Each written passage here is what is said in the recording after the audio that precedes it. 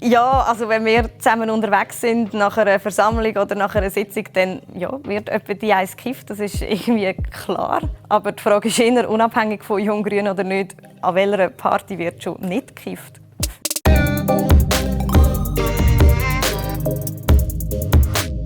Wir sind alles Hippies. Ja, ich hatte sogar selber mal Dreadlocks. Aber ich kann mich nicht erinnern, dass meine Frisur mal einen Einfluss auf meine politischen Entscheidungen hatte. Und wenn es so wäre, dann müssten wir uns eher Sorgen machen um die vielen grauhaarigen alten Männer in unserem Parlament. Also bei uns gibt es sicher kein Shaming, wenn mal jemand fliegt oder Fleisch isst. Wir sind alles nur Menschen. Wir haben alle unser Leben und leben die und versuchen, ja, so grün und ökologisch wie möglich zu leben. Aber das ist natürlich auch nicht immer möglich.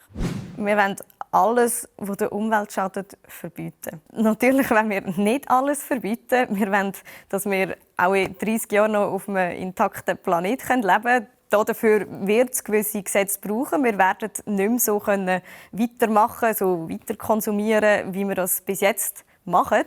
Aber wir werden auch so ein mega tolles Leben führen können. Wir werden spannende Augenblicke haben, ohne dass wir jeden Tag shoppen müssen. Die jungen Grünen sind weniger professionell.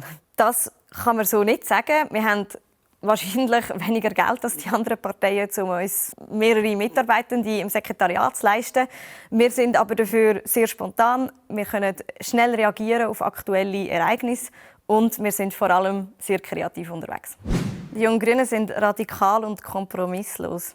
Ja, es ist so, dass wir auf eine Klimakatastrophe zusteuern. Wir müssen jetzt Lösungen haben und es braucht, wenn wir das Wort radikal brauchen, radikale Lösungen jetzt.